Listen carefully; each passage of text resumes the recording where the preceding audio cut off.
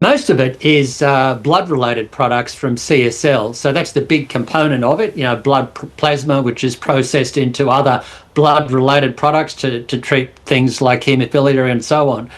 So that's where the main threat is. There is a smaller proportion, I think about 6% is traditional branded medicines, which could be affected, but that's very, very small. Yeah. So yes, there could be an impact there, but as we've heard from CSL, they're saying that there may not be an impact Yeah. because of their presence in manufacturing in the US. Yeah. But even if they are impacted, it's a relatively small portion of the Aussie economy. It's less than 0.1% of the Australian economy. That $2.1 billion sounds huge. Would be horrible if CSL and others were impacted, but it's less than 0.1% of our economy. Okay, so what exactly is Donald Trump planning to put in place from Wednesday?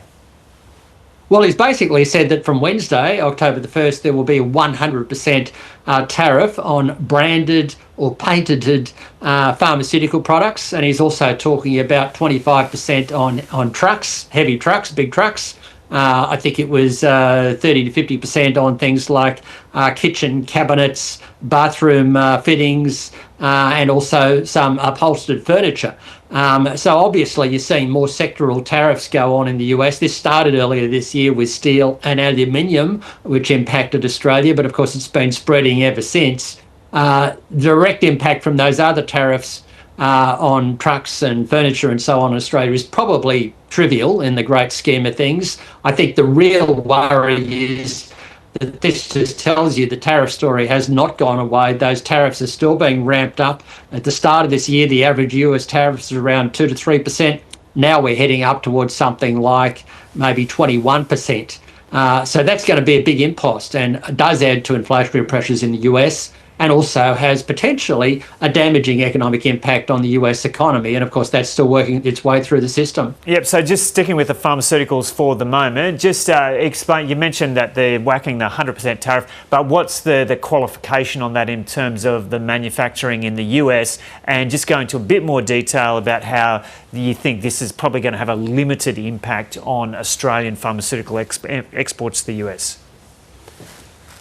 Yeah, the qualification is that if the company can show that it's building a plant or has plans for a plant or commenced one in the US, then it won't be subject to that tariffs. This is the game plan all along, to try and shift production into the US. So if you can show that you're doing that, then you're not subject to the tariff. So that's the potential exemption for CSL. They've got a heavy manufacturing presence in the US, and mind you, so do most big pharmaceutical companies around the world. They have that presence in the US and plans to expand it. So in that sense, it's unclear as to how much this impact will really impact pharmaceutical imports going to the US, given that many companies, including CSL, do have that US presence. But there's a lack of clarity around that. There's also an issue as to which products are actually branded. Many blood products are not branded, for example, or don't have patents over them, but some do. So there's a bit of uncertainty on that front as well. It's often the case with these things that Trump gets out there with his big announcement on Truth Social or Twitter or X sometimes. And then, of course, the details have to be worked out later. It may not turn out to be as bad as the headline would suggest, given those qualifications. And that is a potential piece of good news for Australia. But nevertheless, these tariffs do mean some restrictions on Australian exports going to the US. They might become less competitive over time. America does want to shift production back to the US, but that also means higher costs for US consumers. Yeah, so while CSL might not be affected, there might be smaller companies out there in Australia who are exporting product and they don't have manufacturing facilities in the US who could well be affected by this. That's right. There could be some companies out there who could well be affected by this, who have a branded product which is patented.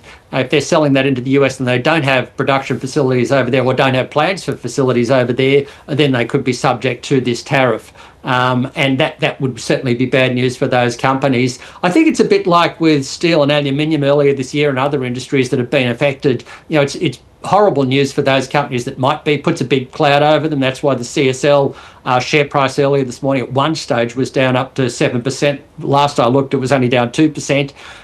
It puts a cloud over these companies. So the overall macro impact on Australia is not big. Most Australians are not going to be impacted at all by this. but some companies do face an impact. Hopefully, Australian companies can redirect their exports elsewhere, much as occurred with China putting restrictions on our exports back in 2020. A lot of those exports just went to other countries and we sort of sailed through it. Hopefully the same thing happens this time around, but it does mean quite a lot of pain for some companies who are impacted. There's a lot of frustration in parts of the US with Australia's pharmaceutical benefits scheme. Is that likely to be affected by this in any way at all? And is that something that Anthony Albanese could come under pressure from Donald Trump over when they meet next month? He could. They don't like the pharmaceutical benefits scheme because it means low drug prices for Australians compared to what Americans are paying. But I think Albanese would be well and truly within his rights to say, well, I'm not going to change it. That's what we do in Australia. Well, you're going to say bugger off then, Shane. I was going to say that. I was going to say that because I think that's what he should say. It's a choice we make, just like he's complained about GST, value-added tax. He could complain about that as well. He thinks it's an impost on American products coming into Australia, but I think that's pure nonsense. It's just the way we tax our goods in Australia. So I think Albanese, if he does come under pressure, and he could well come under pressure here, should tell Trump to literally bugger off on that front. It's not something that I think should be up for grabs in Australia. It's the way we do things. And I don't think it puts American companies at an unfair advantage in the first place anyway. It's an American issue as to why they pay much more for drugs than we in Australia do, and that comes down to the way the US government runs things.